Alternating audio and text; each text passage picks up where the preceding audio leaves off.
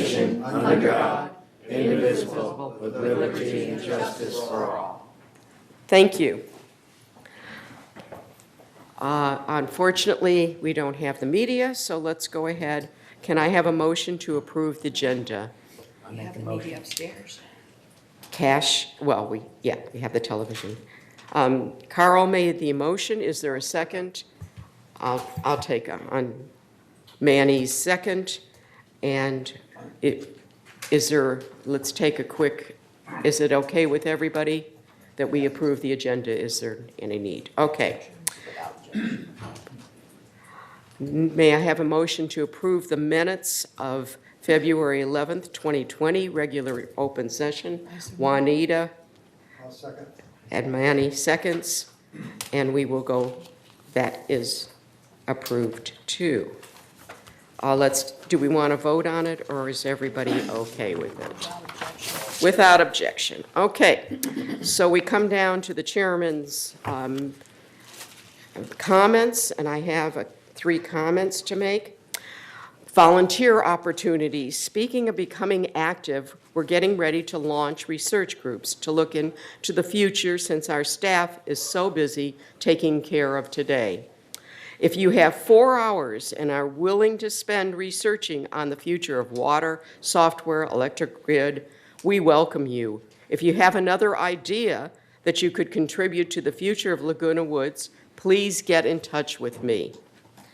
I know we have some very talented folks living here, and we're asking you to give 4 hours of your brain power per month. Even if you're not here all year around, you can contribute via the internet. Please help us out. This will be open to all residents of Laguna Woods. Each group will be working towards creating a white paper which will summarize their thinking. This can be then presented to the various boards and discussed in open meetings.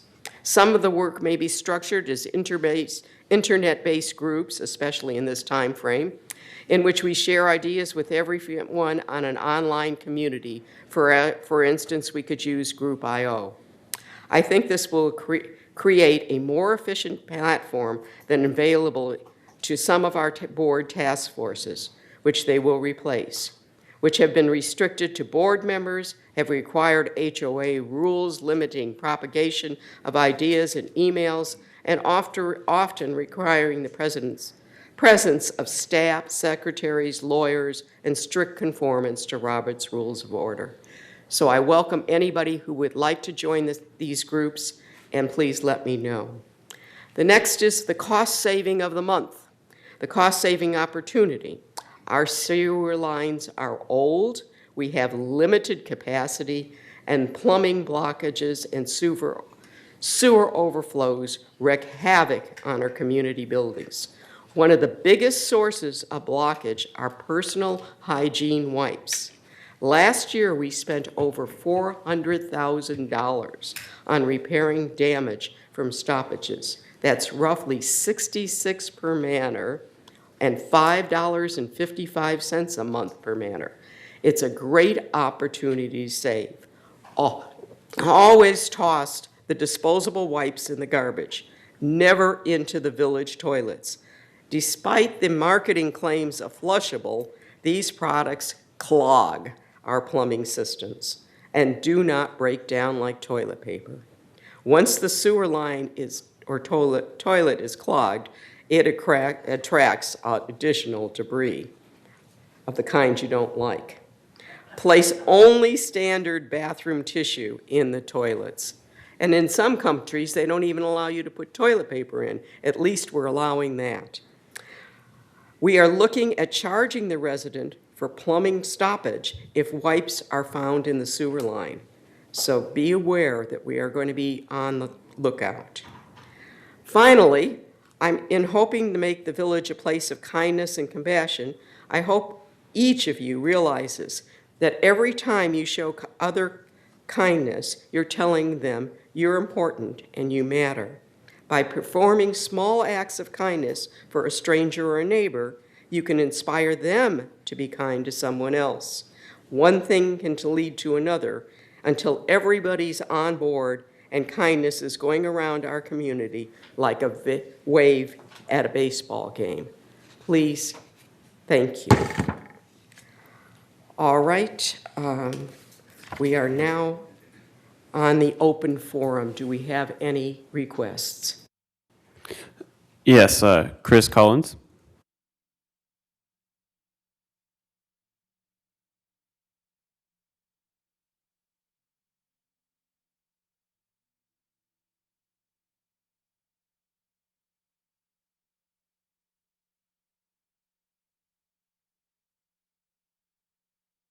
Residents who are experiencing temporary financial crisis. 2020 is an important year. It's the 2020 census count, which will begin in January, kicking off a once-a-decade operation that's required by the U.S. Constitution. You may be wondering why the Foundation is bringing this issue to your attention. The Foundation is doing this because essential neighborhood resources throughout California rely on federal funding that is based on the information that's collected during the census, including social assistance, and these are programs which do impact Laguna Woods residents. Census data can also affect California representation in the Congress. But you may have a few questions about the census that will take place this year. For instance, is it an invasion of my privacy? Or will my answers affect the individual benefits that I receive? First, only statistics are collected, not individually identifiable data, as personal privacy is protected. Second, the information collected cannot be shared with immigration or law enforcement agencies. And third, the individual government benefits are not affected by answers provided during the census. The information collected cannot be used to determine your eligibility for government benefits. So we hope you find this explanation helpful, and for more information about the Foundation, or if you have any questions, please contact us at thefoundation@comline.com or 949-268-2246. Thank you so much. Thank you. Next. Azar Asghari.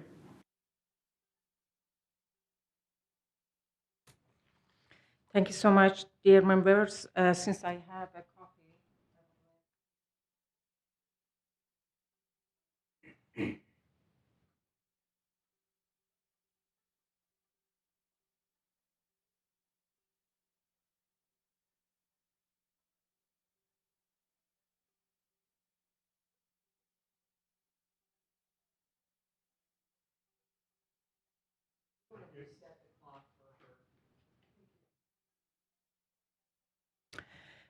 This is Azar Asghari from 935D Avenida, Mallorca.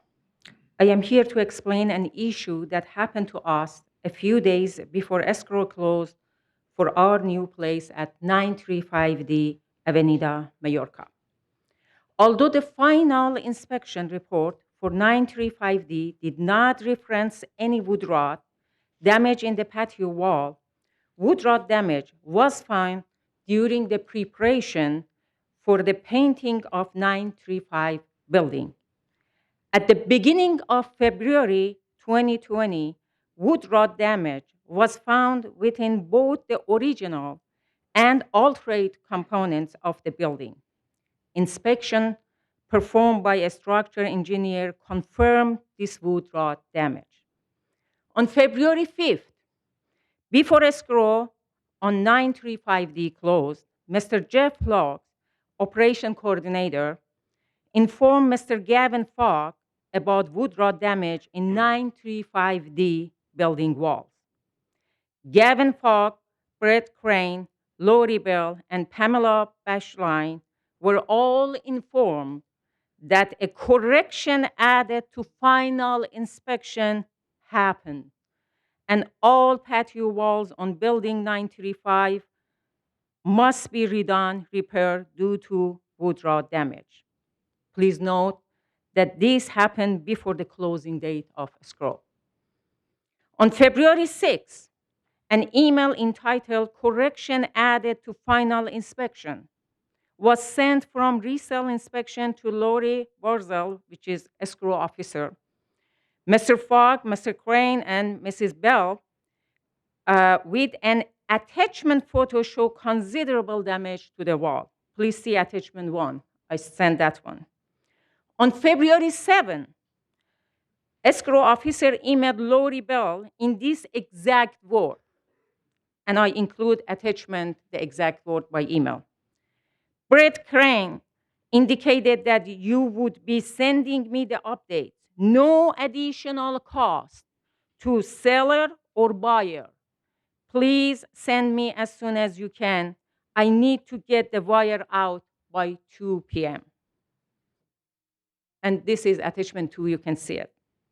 Additionally, in a meeting that I had with Lori Wurzel, which is escrow officer, she indicated that Mr. Brett Crane told her that this repair issue regarding all the walls is mutual responsibility. Thus, the escrow officer told Lori Bell to verify this responsibility issue with Mr. Crane and send the escrow demand update. After verifying with Mr. Crane, Lori Bell sent the escrow demand update with absolutely no dollar amount specified next to item. Please see the attachment 3 for number G. There is no dollar amount. As a consequence of receiving the escrow demand update, the escrow officer wired money from buyer to seller on February 7, finalizing the transfer of title. My initial interest in this manner was informed by a desire to have a fitting place to care for my mother, who suffered from dementia, as well as to watch over my husband's considerable cardiac difficulties. I am now living in nightmare. As the buyer in this manner, I have not had a moment of peace from the first hour of ownership.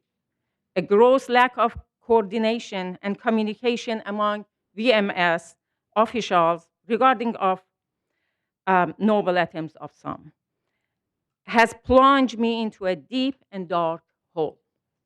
Title transfer should not be allowed permission by resale and VMS when an unresolved correction added to final inspection matter exists without the buyer's knowledge. I did not create this problem, village management bureaucracy did. Please finish the repair of these walls in a timely fashion and restore peace for me and my family. I appreciate your time. Thank you.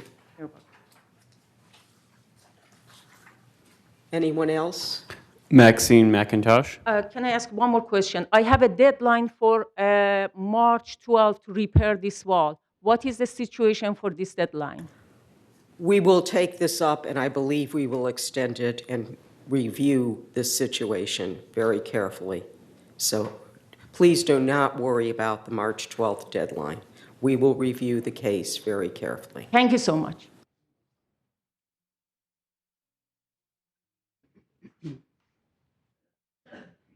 Good morning, United Mutual neighbors. It makes me so happy to be here looking at all of you and appreciating all your work. After Sue gave her wonderful introduction to consider volunteering. Why not volunteer? As she said, why not contribute to the future success of the village? And you know, I've learned, I'm just so pleased, whether we have 10 people in the audience or we have 85 or 90, a lot of people watch the program on TV. They watch the replays of the board meeting program. They watch it while it's on. They pick up parts they've missed at another replay. And they tell me, I'm just so pleased. People I don't know say, you know, well, I was watching the board meeting the other day. So there are a lot of people at home we're reaching, and we really don't know the number. And I think the idea of volunteering is so important. Other than, like a lot of you, little things that I volunteered for during elections and parties at clubhouses and so forth, my long-term volunteer work here was first with the Trading Post. I volunteered on the Trading Post one year for about 8 months till somebody talked me into running for the board. And then that was the end of that. And I spent most of my volunteer years on the board, enjoyed it all. But there are so many wonderful things we can do to volunteer. I hope the people are listening and thinking about it. We're so fortunate. I'm sure our CEO, Jeff Parker, over here, will talk about it during his statements again, that he is giving these open meetings for all of us to go and meet him and listen to the direction in which he's helping the board go, have a chance to ask questions. Again, I want to say that I do not remember, in all the years I've lived here, and that's 26 years now, I do not remember our general manager or our CEO having these meetings like this and inviting everyone to come. Maybe it happened and it was before I got on a board. Maybe I don't remember, but I think I would remember if they were doing them repeatedly, as Jeff Parker is. So he'll tell you more about it. I think he's got the next one scheduled for March 11. Is that right? Yes. I just like to repeat the date for the event is so worthwhile. I love Sue Margolis' theme. I hope people were listening. The acts of kindness that we can show to people. What a wonderful thing to promote. An act of kindness. What can we do to be kind when we're getting a little irritated about something? How can we offset that with something kind instead? And you know, most of us have discovered that in return, it benefits us. When we do something kindly for someone else who may be hurting and we don't even know it, or may be hurting more than we think we know, it also comes back to us. It makes us feel good. Thank you. Thank you very much, and I really appreciate the speakers. We're done? That concludes our speakers, yeah. Okay. Do you want to respond for 935D? Well, I have the information here, so we'll have to, with regards to that, go back and see what kind of details we can provide, and then we'll get with you and coordinate that. So we'll review what was stated, and then with regards to the last comment with regards to the community forum, I was going to mention that in my update. So, Dorothy, you are on. You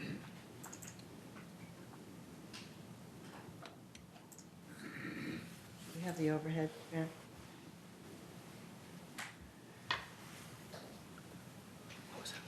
So good morning, everyone. Thank you, Madam President. Welcome, fellow directors. I am Dorothy Pacella, and I am the United representative on the VMS board. I'm pleased to be here this morning to share with you some of our updates and accomplishments with the VMS board. And so we have some very exciting news for you this morning, so I just wanted to get right into the good news. First and foremost, I wanted to share with you some exciting news about the Landscape Committee. Many of you know, and oh, by the way, I forgot to welcome our viewers at home, and we're glad you're tuning in, and we hope you enjoy the session this morning as well as ongoing. Back to the agenda. We have updated our information regarding our landscape department.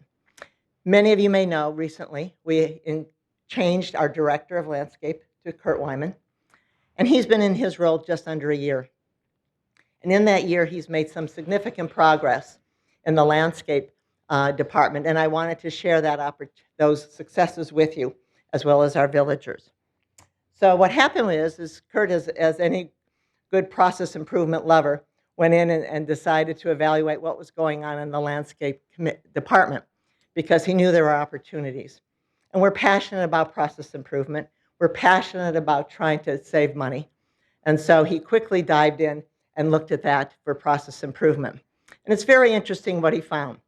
Next page, please. It was very interesting because the first thing he looked at was what happens when a ticket is generated for a landscape issue. And so we generate a ticket. That makes good sense. But what happened is the minute we got a ticket, the staff was pulled off the regular work to respond to the ticket. Good thing for customer service, but maybe not productivity. So now what happens is the crew falls behind because instead of doing the work they were scheduled to do, they ran over here to respond to the ticket. And so now the crew falls behind because they had limited staff. So now that they're behind, they rush and take shortcuts and not do the quality job that they were normally doing. And then the residents concerned, like, what kind of job are you doing? So that was obvious, and that was easy for Kurt to make an impact. So look at the new process now. Next screen, Kurt, please. Graham. So now what we do is when we do get a request for landscaping, the crew opens the ticket, and then they immediately evaluate what's going on. So a landscape coordinator, in essence, triages the request. And they decide, is this more than 30 days? If it's something they can do quickly, then they immediately sign it to the crew, and they quickly fix it because it's in the normal course of their work. But if it's more than 30 days, then minutes, hello, minutes, thank you all, 30 minutes, then they will send it to another special team.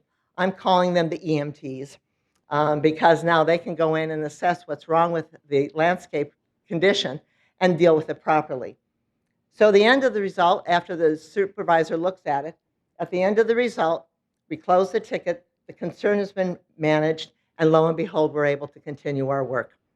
So this has really resulted in a lot of improvements in our landscaping department. And it really focuses, it keeps the crews working continually in their assigned positions, and we have specialists running out to take care of the tickets. We've had great success with this. Next page, Grant, please. So what we've had now, if you look at this, is the average response time. Look at these numbers. So we've had a 75% improvement in the response time from the grounds management team since September. In 6 months, we have a 75% improvement. It used to be nearly 4 days in 2018 to respond, and now that is less than 2. So we're moving in the right direction with the landscape department. We're very proud of Kurt and his team, and we encourage them to keep up the good work. Next page. Every month we talk about key performance indicators, and we will continue to tell you about that because it is an ongoing effort with the VMS board and the team. Next page. So to refresh everyone's memory, and perhaps for our viewers that are joining us for the first time, KPIs, or key performance indicators, are quantifiable measures used to evaluate success of the organization, the employees, in meeting performance objectives. Indicators are measured in 5 different areas: financial stability, customer service, attract, retain, and develop high-quality staff, implement technology advances, and upgrade infrastructure. Next page, please, Grant.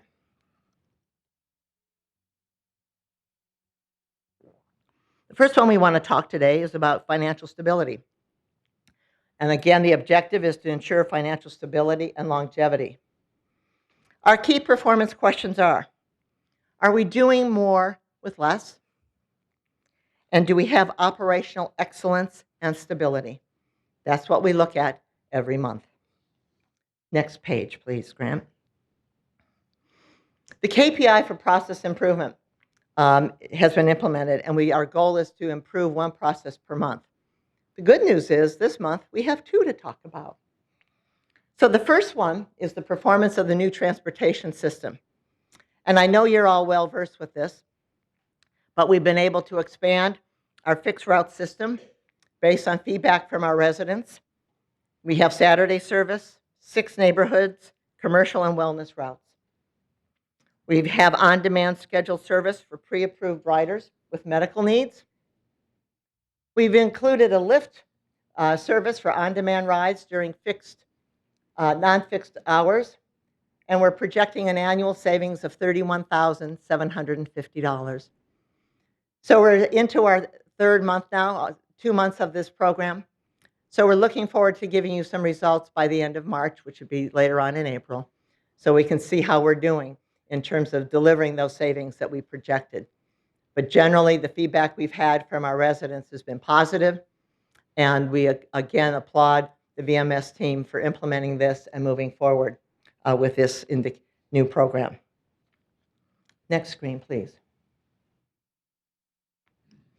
The next financial stability is a fun one. Again, we were looking at 1 process improvement per month, but this one's fun because this is out of my wheelhouse. I don't know about grinders, but I'm learning about grinders. So what we are looking at is we bought a new tub grinder. which is another word for how do we make mulch. We buy a grinder. So we have a 5-fold efficiency enhancement over the old unit, freeing staff for other tasks, which is a great process. The new tub grinder that we bought now operates at 120 cubic yards per hour versus 20. That's a lot faster in terms of grinding. And the grinder is 3 feet versus the old was 6 inches. So as a result of this, the operation is 45% less expensive than contracting for green waste disposal and mulch purchases in 2020. So we're very excited about our new grinder. Next one, please.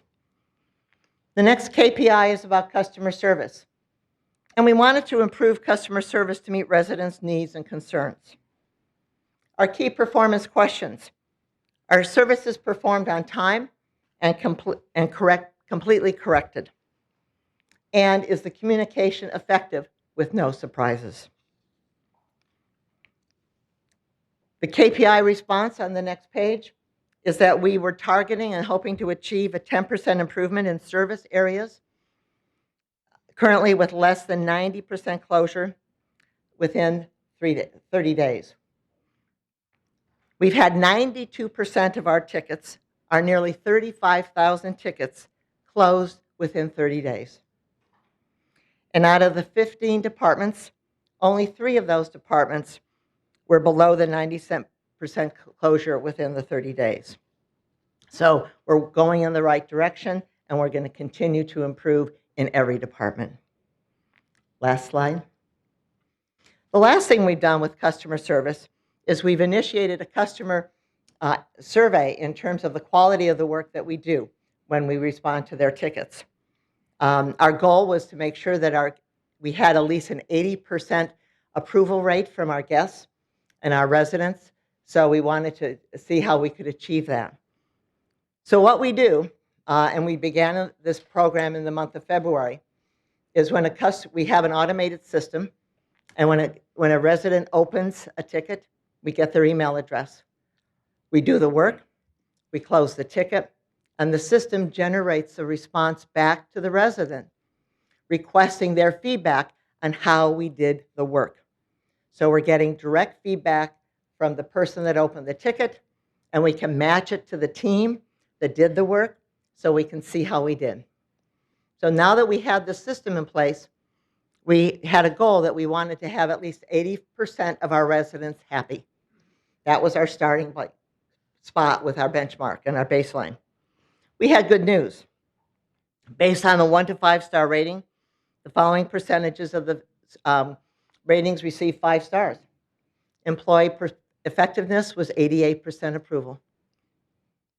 Time to respond, 85% approval. Expectations met, 91%.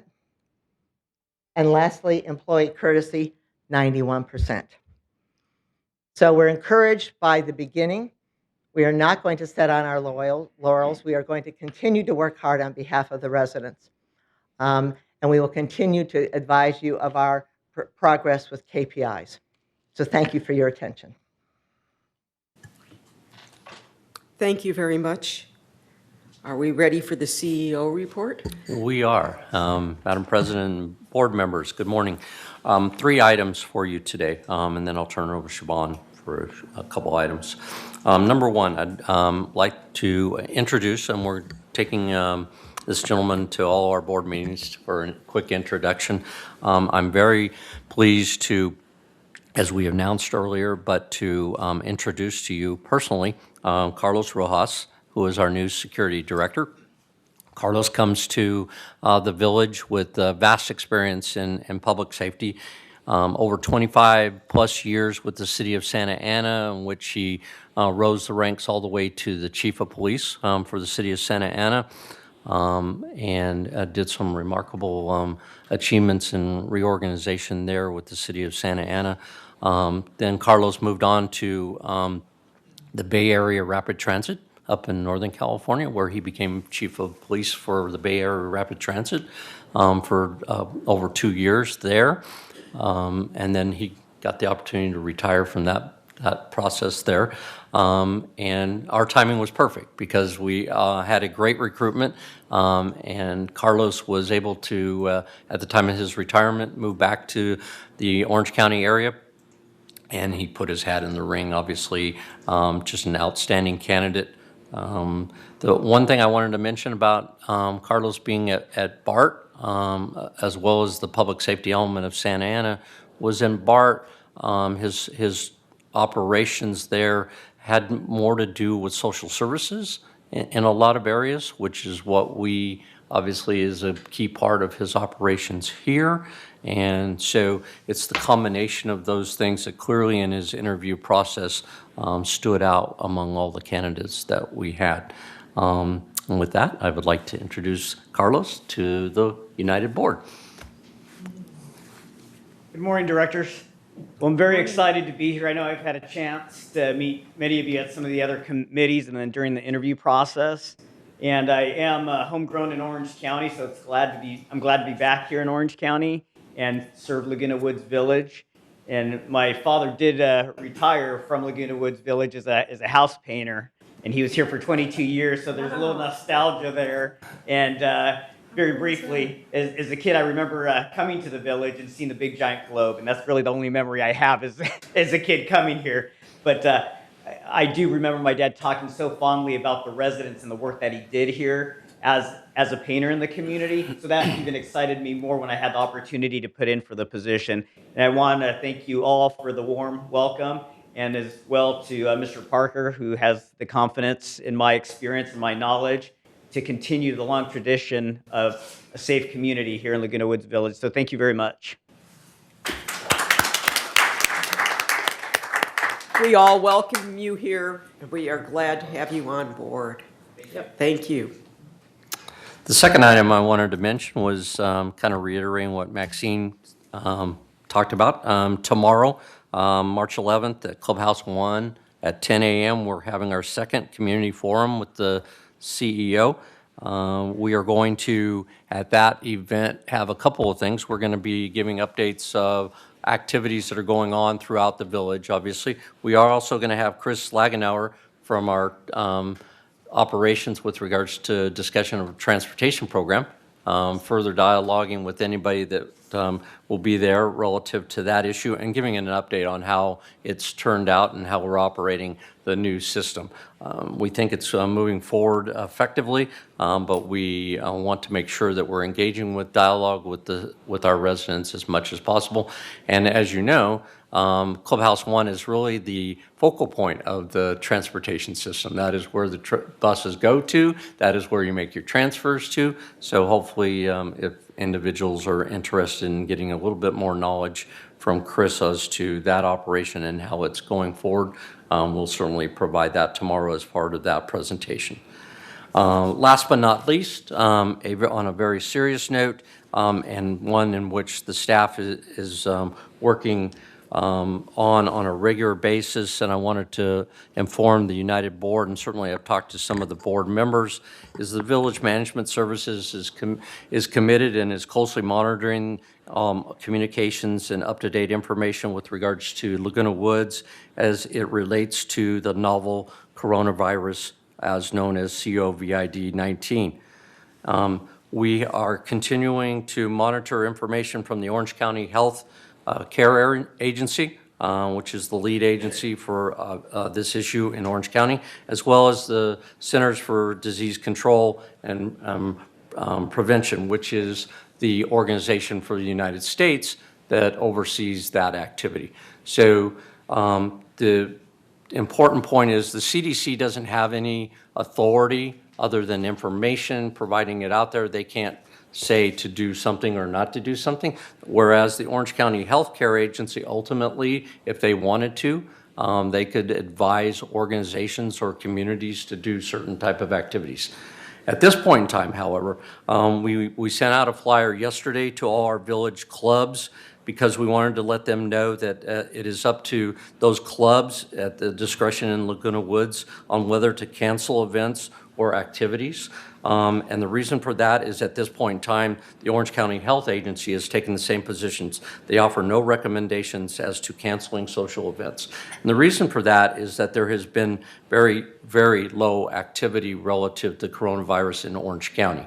Not that that isn't happening in greater areas throughout the United States or in Northern California, for instance. But because of the low activity and the low risk effect that the Orange County Health Agency has indicated, they are not recommending at this time any cancellation of social events.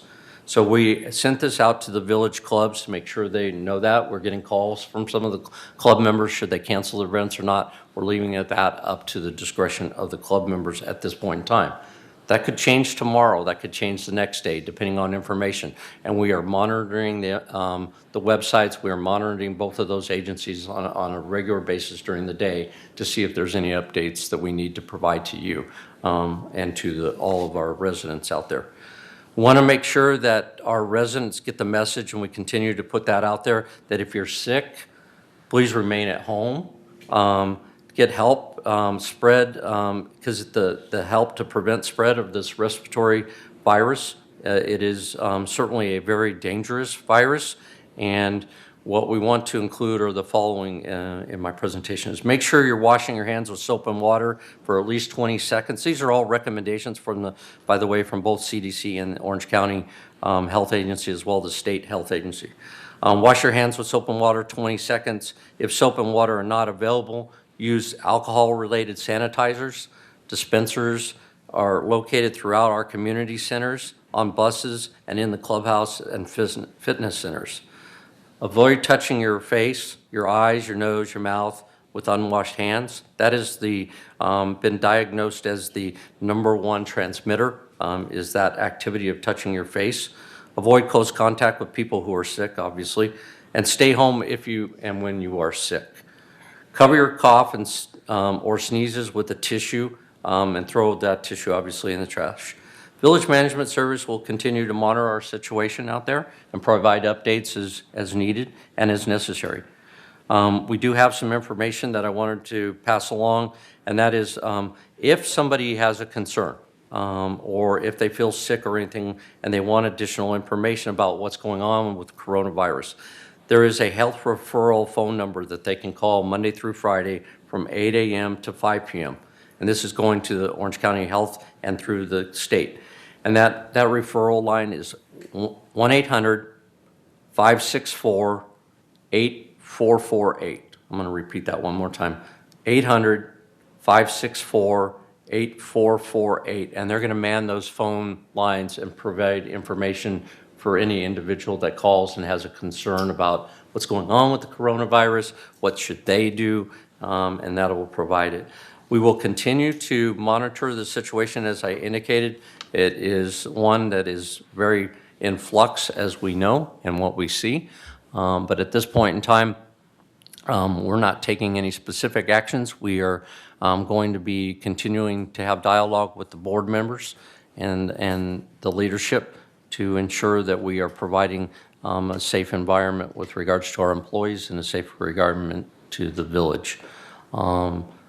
This, like I indicated, this is in flux and can change, and there may be activities down the road in which we would recommend not having, but at this point in time, that is not our position and not the position of the Orange County Health Services.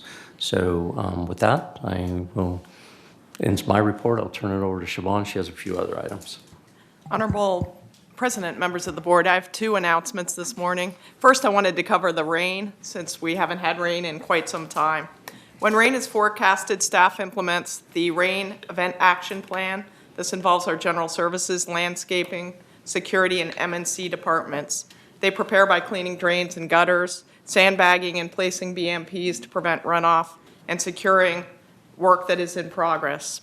During today's rain event, storm drains are checked and cleared regularly, slopes are monitored hourly by supervisors, and security responds to calls and monitors priority locations.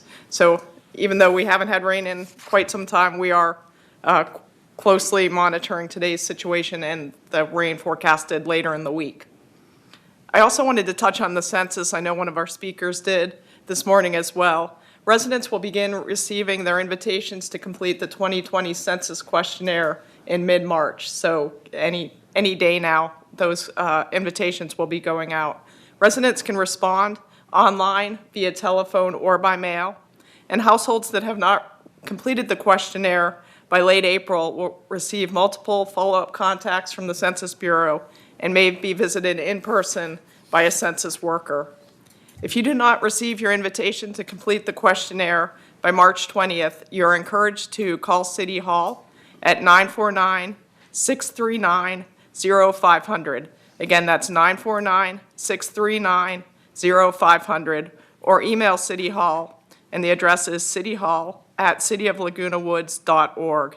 And again, if you don't receive a questionnaire by March 20th, please reach out to City Hall. The census matters because this determines how billions of dollars in federal funding are allocated to states and communities.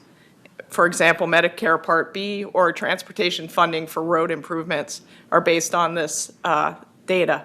It also determines how many seats California gets in the U.S. Congress, and it's used to draw congressional and state legislative districts as redistricting occurs following the census. Who should be counted? Everyone in your household should be counted. A household includes all people who live and sleep in a home most of the time, regardless of whether they are the owner, a renter, or a roommate. And a question that comes up often is the census safe? Yes, this information is not shared with other agencies. It's kept confidential and only used to generate statistics. So the information is not shared with the city, your HOAs here, tax agencies, law enforcement, or the Immigration Bureau. The City of Laguna Woods has a census assistance program set up where they can provide help with your questionnaire if you need help filling it out, or again, help you track down your questionnaire if you don't receive it. We put flyers in front of all the members this morning. There's some in the table in the back, and we'll get these out throughout the community so you know where to go if you need help with the census. But again, City Hall is the best point of contact for that. But we'll get this information out to you as the census is about to begin. And that concludes my presentation this morning. Thank you very much. We'll now move on to the consent calendar. Is there a motion to accept the consent calendar? Netta so moves. Is there a second? Andre? Let's take a vote on that, please. We need the vote screen.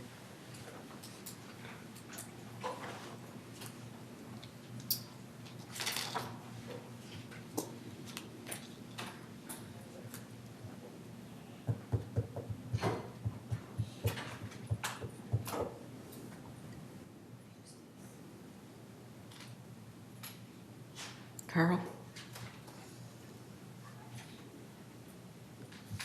And 10. Motion. Motion. Who were you missing? Elsie, did you vote? I was up there. Okay, well. I was a little late, but it was up there. All right, let's move. We were missing Carl's vote. Oh, okay. That's all right. Did you vote yes? Yes. Thank you. I thought I was missing Carl. Push the button. Okay, we move on to, we have no unfinished business. We're cleaning up here. And we'll move on to new business. We have a motion to reintroduce the resolution for the requirement for recognition agreement, and Juanita is going to read to us that motion, present that motion. Thank you. Whereas United is a stock cooperative housing development and holds title to all property and structures in United, wherein each shareholder member has ownership of one share in the cooperative and is granted the right to occupy a specific unit pursuant to the occupancy agreement that they all sign, and provided they meet the age and financial requirements set forth in the policy. The Board of Directors requires a lender, we have loans, not mortgages, and requires a lender to sign a recognition agreement giving United first right of refusal and agreeing to pay assessments when due in the event the member defaults on its obligation to pay assessments. Through legal counsel, we have developed and refined the recognition agreement that is attached to the minutes, acknowledging and approving qualified lenders. We do not exclude anybody. Through its board of directors, authorized to approve lenders based on confirmation of satisfaction that the prospective lender is either a state or federally chartered bank or credit union.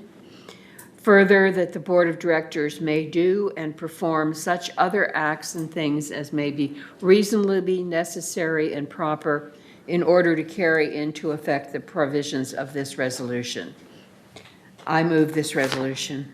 Is there a second? Andre? Is there any discussion? Cash? If we are going to keep federally chartered bank and credit union, that excludes anybody else who, private funder, is that correct? So this is nothing different from what we already have in place. That is correct at this point in time. We will, We've taken out the FDIC and. We yeah, took the FDIC out? Okay. yeah, the Thank you. FDIC is out. Carl? Yeah, I'd like to add on to that. I've mentioned on a number of occasions, okay, that banks and credit unions aren't the only people that loan money, okay, and mortgage companies do. I'm not so sure if they would actually loan money to us based on the requirements that we have, but we're now, again, limiting ourselves to banks and credit unions only and not mortgage companies. And I thought that we had agreed that we were going to add mortgage companies to this. And it seems to have gotten lost again. So I don't know what to say. Any other discussion? Okay, can we have a voting screen?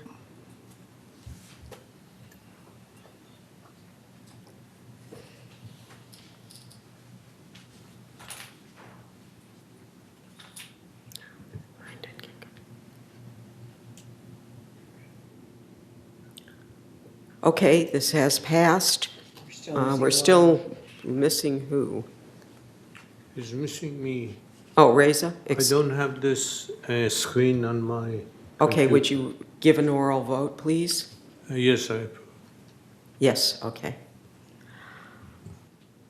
We can revisit this if we need to for mortgage companies, but at this time, we want to get something in place. We have a bank that is requesting to become on board.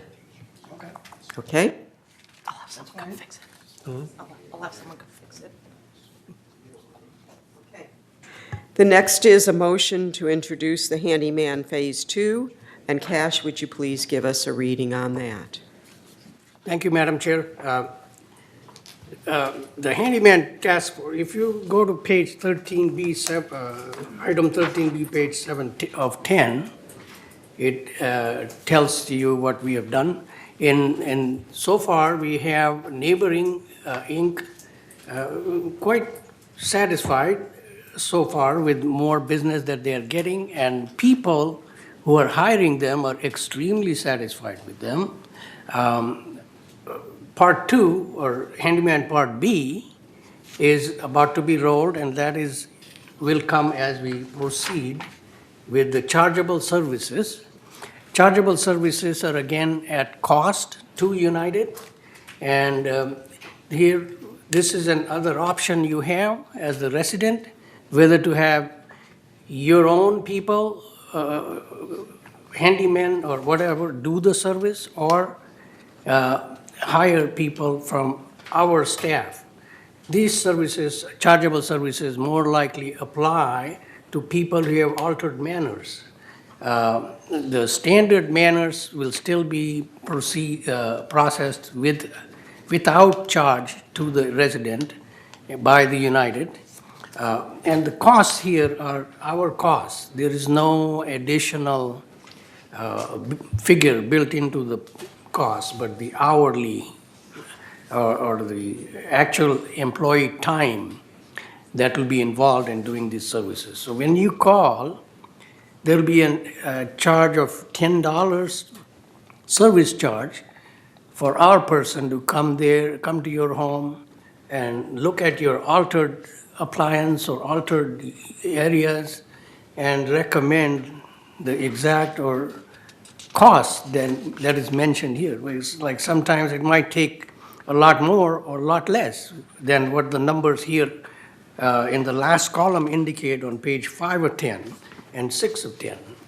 So please understand that.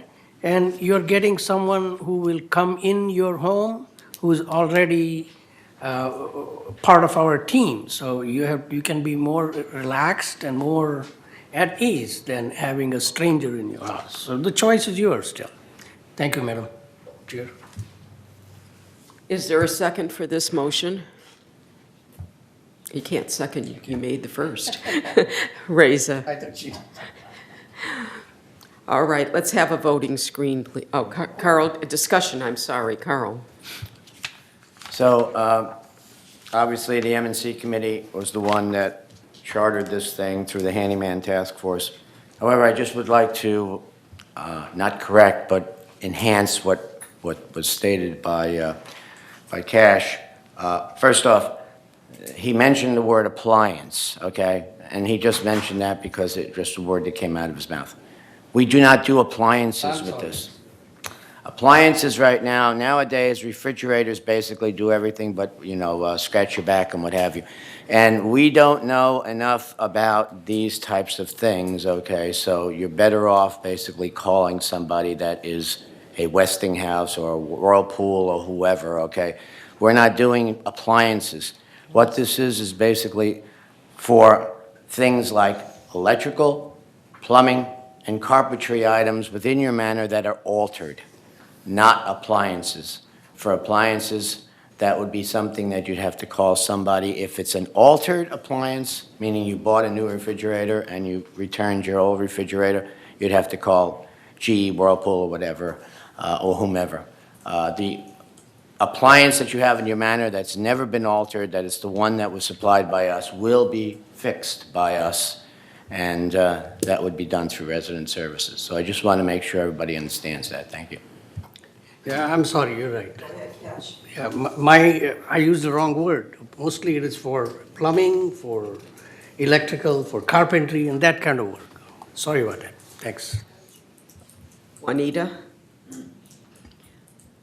I just wanted to say that we are not voting on this resolution at this time because it involves money. It has to go on the 28-day postponement. Therefore, what we are voting on today is to move it forward to our April meeting. There you go. Any other director wants to speak? Would you go ahead and call the first person, please? Richard Rader. So when it's time to vote, your voting screen will come. Good morning, Dick Rader, 270D. For the person who first sees this in large type, it says chargeable services. And then they're going to see all these numbers here. It's really not evident to the person first looking at it. These are estimates. So what I'm asking is, would it not be helpful to make it more apparent that these are estimates by either under chargeable services, say, these are estimates or something like that? Because I don't think it's really apparent when you first look at it. The only time you see it is if you happen to see it over in the black border there, and that doesn't immediately hit the eye. Thank you. Next. Maxine McIntosh.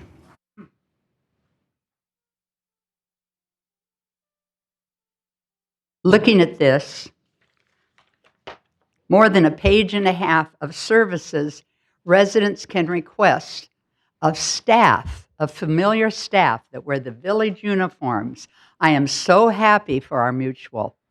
You know, the one regret that I hear through the years from different people who moved here is some of them who moved into an original manor that had not been renovated, And of course, they could redecorate all they wanted. But once they started renovating, they started losing services from staff that they would not be charged for. We all know that. You take responsibility for your changes, your major changes. This is wonderful because I've heard people say, you know, when I'm in my 80s and 90s and I'm living alone, I don't want to have to get out the yellow pages every time I need a repair on something that I upgraded and changed. This is wonderful. I can call on staff. This is just dynamic. I hope people at home realize how wonderful this is. Not look at the charges, which still, I'll bet you anything, are a lot less than what it would be if you went through the yellow pages and hired someone. And I'm very, very happy for the Mutual that you've taken this on. I hope you vote for it next month at that meeting. And people know they'll get a list or some kind of information when they need help with something. They have a choice. They don't have to go to strangers outside of the village. Thank you so much for taking care of this. Okay, we're going to go, both of these new business are going on 28 days, and we will take a vote on this one. Can we have a vote screen, please?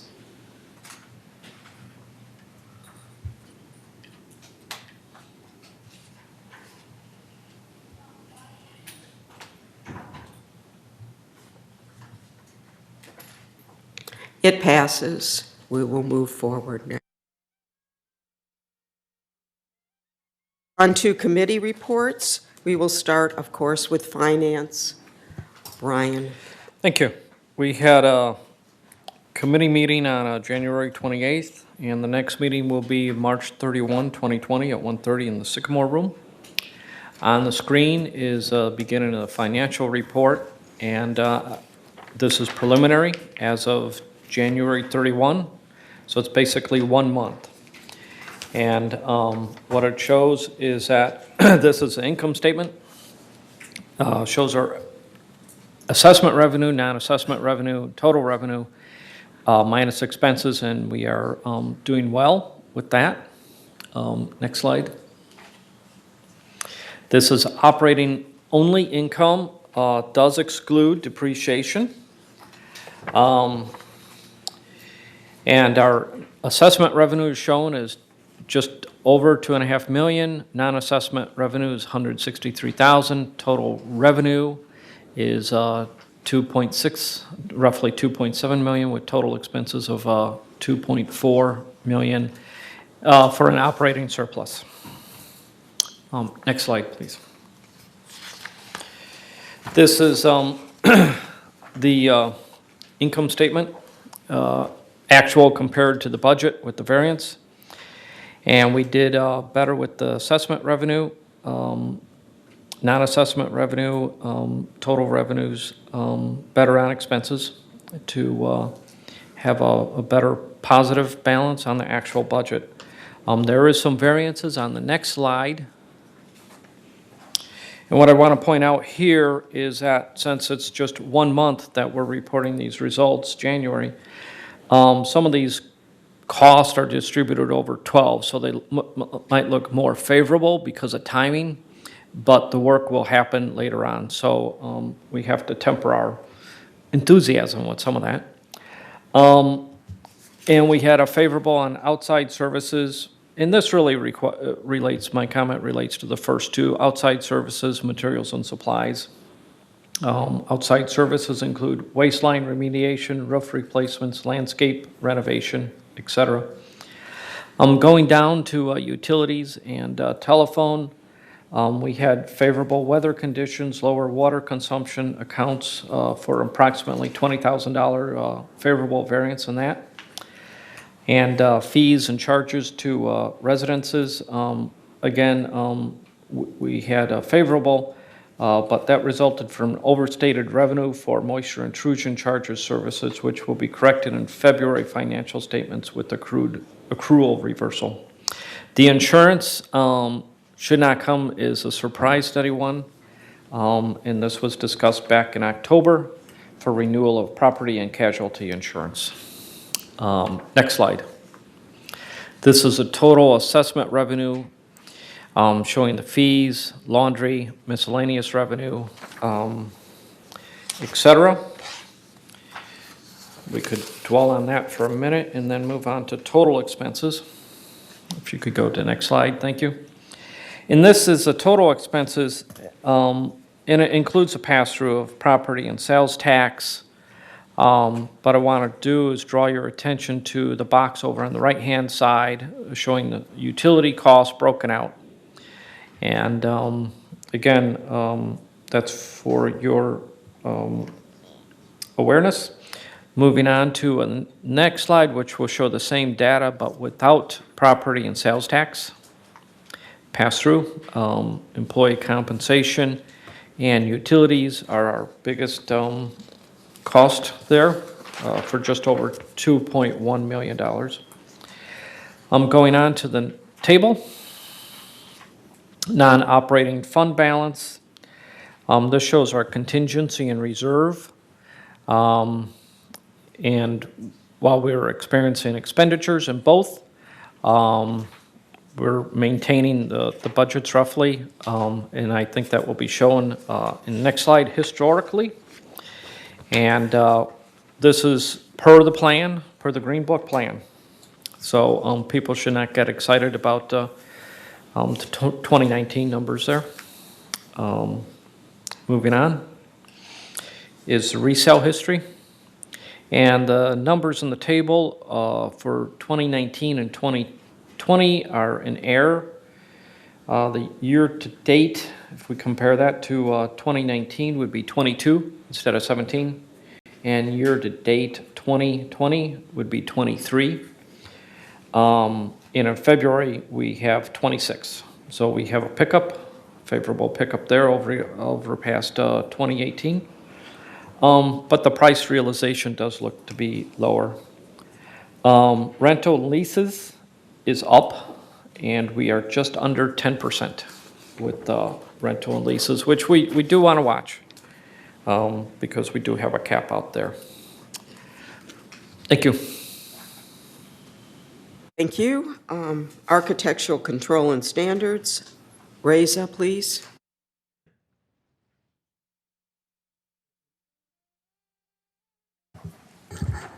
And the committee met on February 20.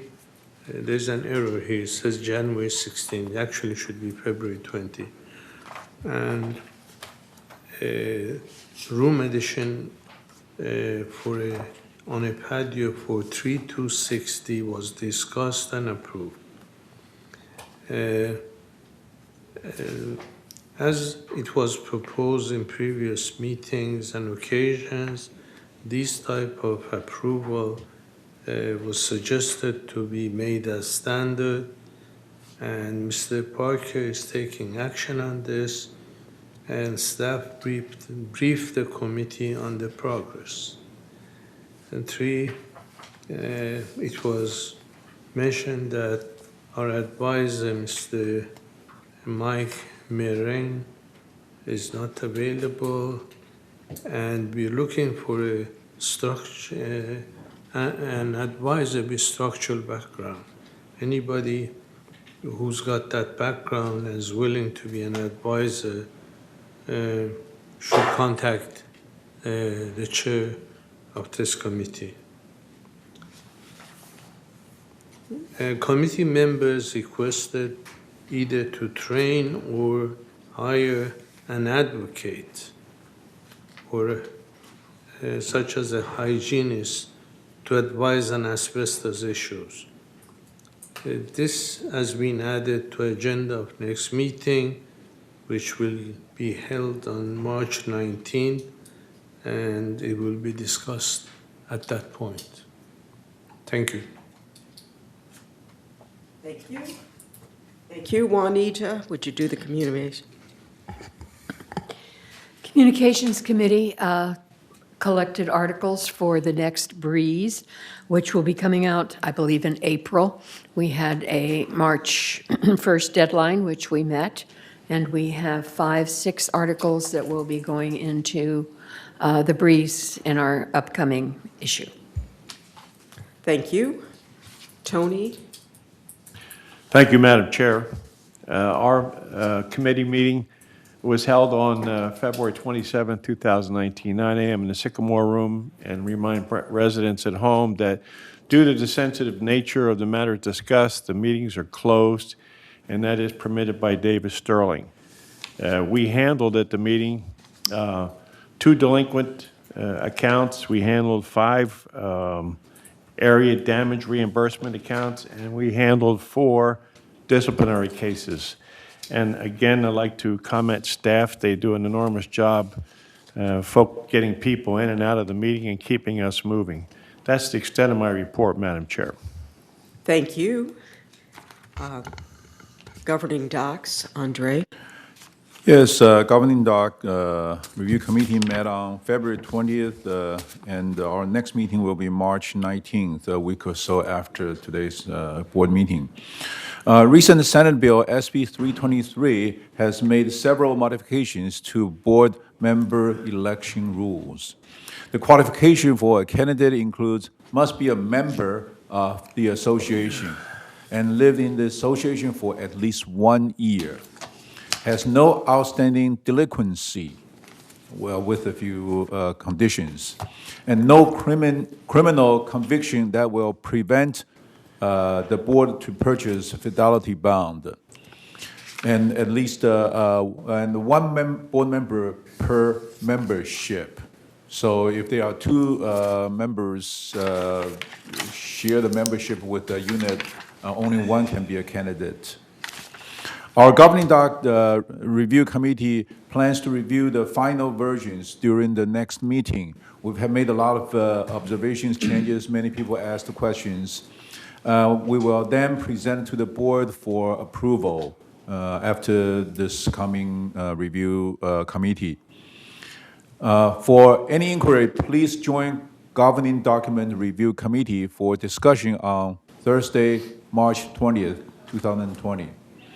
Recognizing it is difficult for members, residents, and buyers to fully understand which operating rule is related to their issue, United is preparing a member's guide to operating rules for ease of reference. We hope this guide will make it easier to find the related resolutions for your concerns. Also, to attract more financial institutions to provide loans to property purchases in United Mutual, the board wants to lessen unnecessary restrictions on the financial institution. Currently, there is only one loan company, NCB, National Corporate Bank, that actively participated in this program. We will modify the recognition agreement to allow more hopefully more financial institutions to compete for your loans. However, the approved loaner needs to give United Mutual the first right of the refusal and agree to pay all delinquent amounts upon sales. Remove the capital requirements like FDIC, and must be a state or federal chartered bank or credit unions. Sorry. The United Governing Document Review Committee is responsible for establishing and modifying operating rules and the proposed governing document changes. Anyone who believes a rule is necessary or need to be changed is encouraged to attend the governing committee meeting and share your thoughts. We will listen. Thank you very much. Manuel, would you give us the landscape, please? Thank you, Sue, Madam Chair. Last meeting was held February 13th, 2020, and there were 2 requests for tree removal. One was approved and the other one was denied. However, for the one that was denied, we did go out to his manor and take a look at the tree, and it was concluded that it did not need to be removed. And the one thing we accomplished by doing that is that the resident felt much more satisfied that we had taken the time to go out there and actually look at his tree and discuss it with him. The other item that came up was a disagreement between members at this particular location where in the common area, the mutual had approved and had constructed a very attractive garden area, and the pathway behind the manor went through that. The ones that were complaining about it felt that the improvement, the shrubs and that had grown up were blocking their view. The ones that wanted to keep it maintained the way it was, of course, enjoyed the beauty of the surrounding area. But during the meeting, Kurt again came up with a good suggestion that the committee immediately said that makes a lot of sense, and that was to come up with a sign at the entrance of the pathway that states clearly that the area is open to all members, so they could all enjoy it. Because some of the ones that were complaining about also felt that the person that owned that unit was getting the full benefit of it at the expense of the other members. So we will follow this up with Kurt and come up with a sign that will be put at the entrance to the pathway. And everybody walked away quite happy again with that solution. The other thing that was presented was an update on the landscape project log. Everything seems to be going well there, and we're pretty much well on budget. An item I want to make everybody aware of is that we're going to be going through the budget process in another month and a half. And I have mentioned to Kurt that I want him to do the budget the same way he did it before, with a little more detail, and I'm going to present that to Sue and to Jeff Parker, because last year we didn't provide enough detail on the budget like we had in the prior year. And I'm going to ask Kurt to do the budget in two ways. One, the way he would normally do it, and the other one is to start doing the lawn areas with catchers. And that's going to require also going through GRF, because they're the ones that buy the equipment.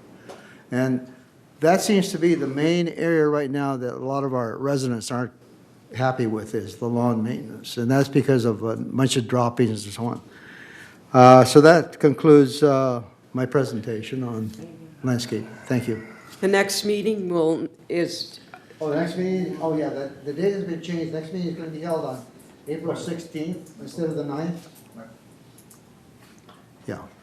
The meeting date has been changed from April the 9th to April 16th, and that will take place at 9:30 a.m. in this boardroom. Thank you. Thank you, Sue. All right, Carl, maintenance and construction. Thank you, Madam President. The United M&C Committee meeting met on February 11th. We had lively discussion on a number of items. I'll just address three of them. TEC, our energy consultant, made a presentation on the work that they had accomplished in Phase 1 of the program when it initiated. If we had given him the go-ahead for Phase 2, it would have addressed the infrastructure changes that would need to be made to provide power to each carport in order to charge electric vehicles. However, based on some preliminary costs that have been presented to us, it has been determined that this cost is too high for us to sustain, so it seems that the carport infrastructure upgrades are not on the list of things to do in the near term. Based on this, we will need to put a plan into effect that addresses locating of charging stations in United at strategic locations where power is available without us needing to make costly major modifications to our electrical infrastructure. In United, most of these locations are near the standalone laundry rooms. This work would be planned to roll out over the next number of years, and the first locations would be selected based on the largest concentration of electric vehicles in the community. We will work on this plan and see that it is addressed in the 2021 budget. Due to this decision, we voted to not exercise our option to have TEC work on Phase 2. Since we now know that what we need to do, we can use the money that we would have used for this endeavor to develop a plan for locating the EV chargers within United. This would include reviewing our power requirements in those strategic areas and consult with Southern California Edison to ask them to upgrade our power requirements in those areas as required. And Southern California Edison, based on information that we received from them, will upgrade those particular areas if we have a need to upgrade them. So everything upstream of the meter is on them. Everything downstream of the meter would be on us. We then reviewed our current projects in United that could be defunded or have their funding reduced so that money allocated for those projects could be used for higher priority projects. And based on today's consent calendar, approval of that is now done. So we've defunded or reduced funding for number of those projects. We then discussed phases 1 and 2 of the revitalized handyman program, which some of it was discussed here. As noted here today, phase 1 involves the use of neighboring company and is currently in effect. Phase 2 involves the use of VMS staff for technical jobs and will be accomplished on a chargeable services format. We approved this in committee, and it has now been approved for the first reading in this board meeting.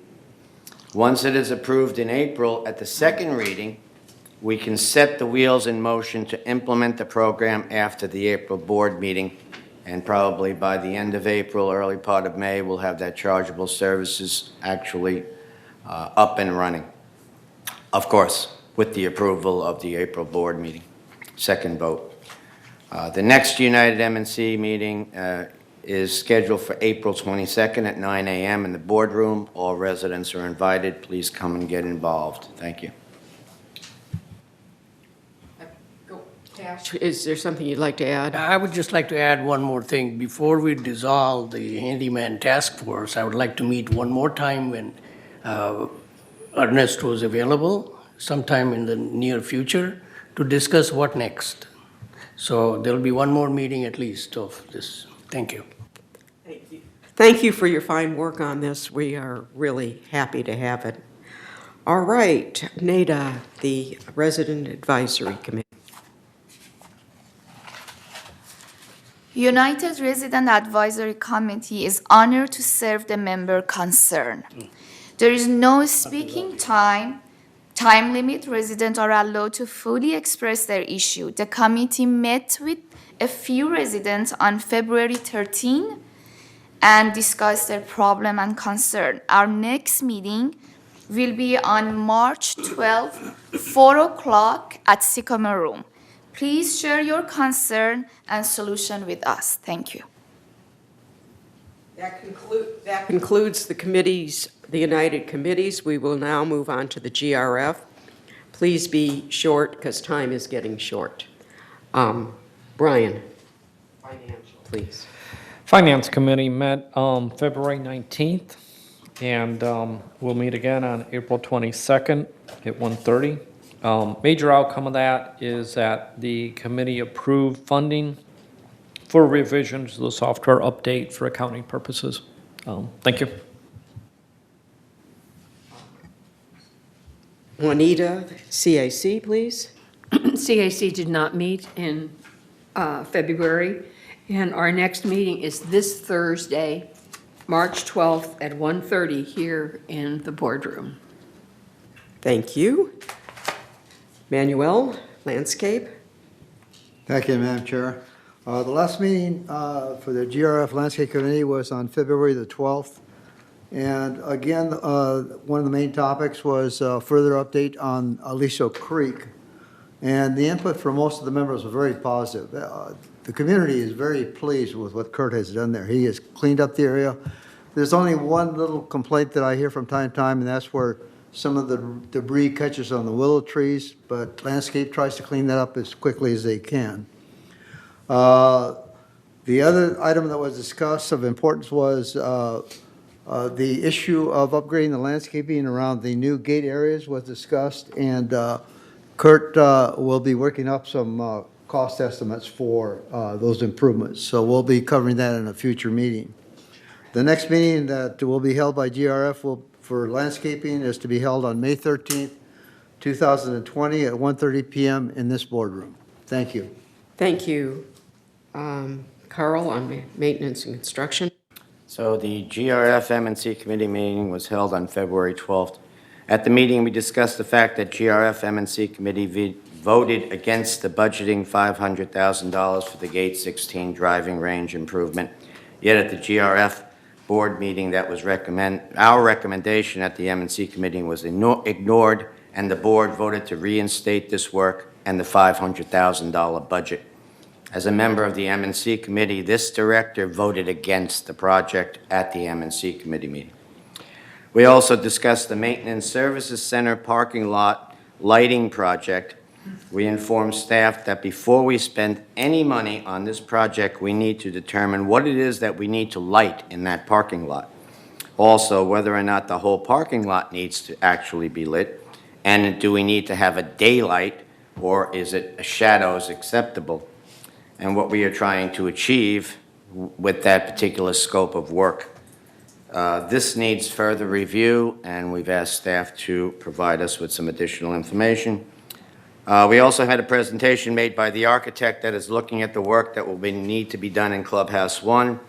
A number of potential options were discussed, and that work is still ongoing. A special committee is being formed to address that, the Clubhouse 1 work. The next GRF M&C meeting is scheduled for April 8th at 9:30 a.m. in the boardroom. All residents are invited. The Village Energy Task Force. I will give the report since I attended it. I was in attendance. We had a vendor in showing us what we could do with the microgrid. He's willing to give us an estimate of the costs and do some work in providing us some information on having a microgrid. If you're not familiar with the microgrid, it takes you off of the electrical system and supplies you electricity when the general system goes down. It can be used to boost your usage when there's high cost of electricity or when there's a shutdown on the electricity. So they will be looking at that. The task force has now been dissolved as a task force and will be reinstated as a research group. And we are working on getting the first meeting and organizational things done with that. There was much gnashing of teeth by the current members because they felt that we had not taken into account their feelings. We will be trying to make this a smooth transition at this point in time. Ooh, excuse me. Media and communications, Gilman? Yes. Media and Communications met on February 19th, and this was kind of a handover meeting because it's been separated now, and Eileen Pollan is handling the bulk of it, and Chuck Holland is handling the technical end of information technology and broadband. The broadband contracts were discussed, and a battery-operated system for the power outage. As many of you are aware, we had a power outage for the broadband system earlier, and it has now been replaced with new modern equipment, so hopefully that won't happen again. Marketing and communications, Eileen introduced her new communications specialist, Logan McCracken, and announced the promotion of Elise Rothrick to supervisor. And we discussed a number of items from other committees, the mobility vehicle charter, which references things done by media communications, and that was approved. And in our next meeting, which is going to be March 16th, next Monday, at 1:30 here in the boardroom, we're going to be looking at developing a cheat sheet, if you will, a flyer that will tell people how to access the Fox sporting events that were taken off our cable as of January 1st. And the value of the assessments. So I invite everybody to the March 16th meeting at 1:30. Report on mobility and vehicles. Elsie, please. Thank you, Madam Chair. The meeting was held on February the 5th, 2020, which was before our last meeting and was reported on then. Just the following of the the timing of the Tuesdays or the Thursdays or whatever, Wednesdays, sorry. There was no meeting since then, and so the next meeting is on Wednesday, April the 1st, and I'll report on that meeting at our next meeting. Thank you. Thank you. Security and Community Access, Netta? Security and Community Access was held on Monday, February 24th at 1:30. And one of our members, Ms. Dinanzio, 589D, president of the Theater Guild Club, asked the possibility of giving access to RV Lot B to a non-resident member without having the resident be present. We get the vote for this issue to send it to the GRF board, but the motion failed. The other our member is Ms. Burke, 933B, concerned about gate 3 arms being placed in opposition, and she's concerned about the fencing of Aliso Creek with Shepherd Crooks. And Chief Moy responded to her about his looking into these issues. And the report that we have from the gate access, Chief Moy updated the committee on gate access project. He discussed about gate 11.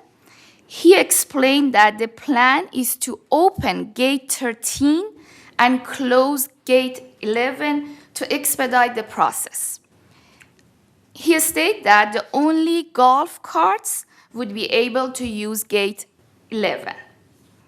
About the RV, Chief Moy informed the committee that automated gates were installed at RV Lot B. And we have lots of free spaces to everybody's want to get the space for RV. And the other things about the Chief Moy also informed the committee that the security division recognized officer, dispatcher, and gate ambassador of the year. Cale Blenger was officer of the year. Jim Matthew was dispatcher of the year. Larry and Tina Morquet were gate ambassador of the year. He also updated the committee about 2 promotions that were recently made. Supervisor 1, Dan Laurie, was promoted to Watch Commander. Supervisor 2, SPO, Security Patrol Officer, Iman Mufassegi, was promoted to Supervisor 1. And Chief Moy reported on the statistics for the security department that include notice of violation, traffic, crime, and the RV light and social services. And Chief Moy went through all these reports and explained all these statistics to the committee. And the next meeting is scheduled for Monday, April 27 at 1:30 in the Laguna Wood Village Community Center boardroom. Thank you. Elsie, would you give the traffic hearing report? Thank you, Madam Chair. The Laguna Woods Village Traffic Committee met on February 19th, and it addressed the notices of violations that had been received by 22 lucky people. 17 members showed up for their hearings, and 2 more that were scheduled didn't show up. 3 people wrote letters. The most frequent offenses prize for February went to parking violations, including parking too far from the curb, which is actually pronounced in the middle of the lane, and parking in the employee lot. Expired GRF decals or lack of overnight passes came in second, and running the stop sign came in a disappointing third. 14 people were found guilty, 6 were found guilty with no fine, and 2 were found not guilty. The next traffic hearings will be held on Wednesday, March 18th at 9 o'clock in the boardroom. Thank you. Thank you. And the last report, Cash, disaster. Thank you, Madam Chair. The meeting was on January 28, and the results were already reported, but something that is worth mentioning here to our residents is our new chief, Carlos Rojas, will be taking over as the leader of the DPTF, the Disaster Preparedness Task Force, and I think he's very capable. Second, today, we have a CPR AED training available in Clubhouse 7, at 1 o'clock. So whoever is interested may attend that. Third, also a reminder, please consider volunteering as a GNC or a group neighbor captain. This is an opportunity to get to know your neighbors as well as to prepare yourself and your neighborhood to face disaster. The next meeting is on March 31st at 9:30 right here in the boardroom. Thank you, ma'am. Thank you. That concludes our reports from the committees.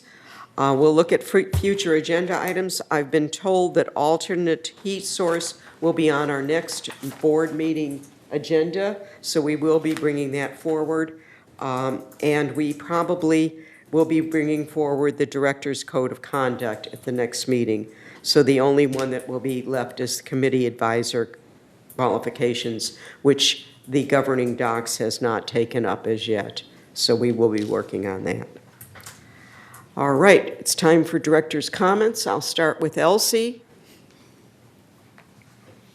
No comment. Thank you, ma'am. Tony? Thank you, Madam Chair. Yes, I have one comment. I don't know why we are buying new vehicles to do utility work, and I direct this to our VMS representative, Director Pacella. I tried to get recognized when she was up here. These vehicles, and I've seen them out here in Caluyaga, they're brand new, and they're doing utility work. They don't do duty cycle work. Now, what's duty cycle work? Director Pacella just told us about this new grinder we brought, and you can measure its production, and that's why we buy it. It has to do a certain amount of stuff. But utility work just means you put your water and your rakes in the truck, and you take it over to cul-de-sac 40 for all day. We could go to Vegas. If you buy these trucks, they're $20,000 to $25,000. You lose $4,000 worth of value for the word new when you take it out the showroom. So that's on 4 trucks, that's about $20,000 or $16,000. Then you go to Vegas and buy the same truck for $5,000 instead of the $15,000. So we had the possibility of saving $65,000 on buying vehicles that we use for utility. We do have mechanics. I don't know if they're tire kickers or real mechanics. So we can buy those trucks and put them out to carry people back and forth from where they start up work to go to cul-de-sacs. We don't need $20,000 trucks to do utility work, and that's my observation. So I'd like our VMS representative to answer that on our next meeting. Thank you. Unfortunately, VMS does not buy any equipment. GRF buys the equipment, and so that would need to be taken up with the GRF committee. And the mobility vehicle group would need to, so you need. Well, I agree with that, except the VMS, the operators of those things, they're the ones that make purchase orders for the trucks, and I want to know what their philosophy is. VMS staff makes purchase orders. Okay, so perhaps we can ask Siobhan to look into this a little bit, and then that is who we would, don't think Dorothy is the one to look into it. Thank you for the comments. Brian? No comment. Juanita? I just wanted to follow up a little on the census. There are 2 groups that are traditionally undercounted in the census. One of them is seniors. That's us. We need to make sure that our voices are heard, that all of our senior residents fill out the census information. And if you don't have a computer, if you have trouble going online or calling, please go to City Hall and get the help that you need. The other undercounted group are non-English speakers. We have a very diverse community here with many, many different types of languages spoken. All of these materials, because they're government, are available in every language you can possibly think of. So if you need it in another language, and I encourage particularly our clubs for various cultures to get that information for their members in other languages. But please, let's all be counted. It's very important. Thank you for that. Carl? I have no comment. Andre? Thank you. I have no comment today. Wow. Manuel? Thank you, Sue. Madam Chair, I have two comments. First one is I want to tag on to what Anthony brought up. I've attended GRF meetings during their budget process and questioned their overall vehicle purchases because they spend substantial dollars on that. And I ask questions such as, do you get at least 6 bids from various auto dealers to make sure you get the best deal? I never got a satisfactory answer. The answer I got generally was, well, we rely on staff for that. And this was board members answering. So as far as buying utility vehicles, absolutely. I think that should be looked into. I think the whole vehicle purchase operation should be looked into. So thank you for bringing that up. The other item I want to bring up, and this is to clarify things so people out there really understand what's going on.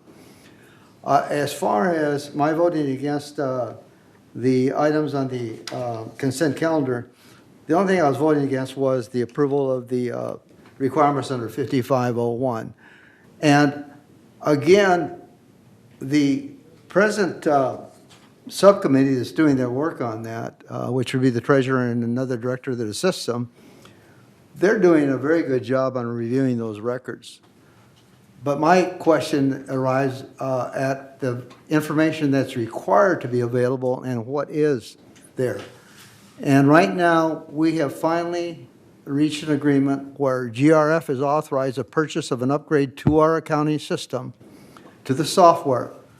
We are now going to be able to get information separating all transactions that go through the checking account, between reserve amounts and operating amounts. So that's why I'm voting against it, because they're looking at everything they can, but they don't have everything they need in order to be in compliance. Also, in connection with that, it gave me an opportunity to bring up one other thing, and that's Civil Code Section 5510A. And that's where two directors or an officer, a non-director officer and a director must approve all expenditures out of reserve funds. And it was always my opinion that we weren't compliant, primarily because I didn't know what the people were looking at or what two directors or an officer director were approving these things. Well, where we are on that is that when we upgrade the system, it will also provide us with the information so that at the time that the checks are written and the supporting documents are all together, we will have a report that the directors can look at to do this approval beforehand. And I hate to say this, but unfortunately, for the past 12 or 13 years, as it's been required, it hasn't been done by any of the mutuals. So that's something we're going to have to address in the future. So I hope that helps to clarify this whole section on compliance and why I continually keep bringing this up and voting against it. Thank you. Ash? I would like to first thank Carl for coming in and correcting the mistake I had made describing. Thank you very much. Second, I want to compliment Andre for keeping quiet and not making any comment. This has got to be first.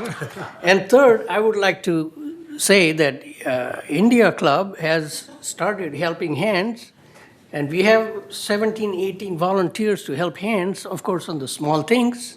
Like take over when people get lonely at their home, we are willing to visit them and even provide some food to them and talk to them, and So I would advise our residents to call or send an email to me, and I will arrange that. One such trip request was by a vision impaired person a couple, 3 weeks ago, and he needed someone to assist him do work in the slip casting area, and we did provide that. And the Globe kind of had a pretty good article on it. So please come forward. We are all neighbors. We all are one group, one happy family is what I'm looking for. Thank you very much. So please call and leave a message on my answering machine. If you need any minor assistance in your home, no driving, no any activity that may even slightly involve getting any liability issues, okay? Thank you. That's it. Reza? Yeah, I have one comment. As we know, the units in this village are old and they need alteration to make it livable. Now, we have several problems when we want to do alterations. City requires us to create new electrical, plumbing, doing, etc. We should be based on as-built, but we don't have any as-built. So this becomes really a big problem. Secondly, the residents here are living with a fixed budget, and it's expensive for them to hire people from outside to do a lot of this engineering work. I feel that due to these circumstances, we may have a ground to ask the authorities, be it city or some other, to waive some of these regulations for the village and make others flexible. Now, that is one thing I feel that maybe VMS can initiate and see where we go. The second problem is HOA. We know we've passed resolutions in past that everything you touch in HOA will be alteration and you won't get any service on it. Now, that is true, but we are charging residents full assessment where we don't give them any service on those who made alterations. Either, to be fair, we have to reduce the assessment for those who have made the alterations or waive this condition that we won't give alteration for, we won't give any service for those who've made alteration. That's my comment. Thank you. Thank you. Neda? Actually, I have one concern and question about the performance of the VMS. I want to know, refer to that ladies coming in the morning, Mrs. Askari, 935, and they have the wood rot damage on the wall that they have around the home. I want to know, when you want to schedule to doing these things, how many days or how many months you schedule. For example, you are telling to the manor, or you decided to do these things 1 year prior to started to doing it, 6 months, 2 months, because this is a very serious problem. If you're telling that manor you're supposed to do that, and we are going to do 2 walls for you, but the other one is alteration and you supposed to do it, the seller knows that, and they're supposed to, say these things in the escrow. The buyer knows about that. I want to know how the VMS doing these things. We're going to be looking into that Thank case you. and the situation, and we will get feedback on that. Thank you so All much. right, I am ready to recess this meeting for lunch, and I appreciate everybody who has spoken, and thank you all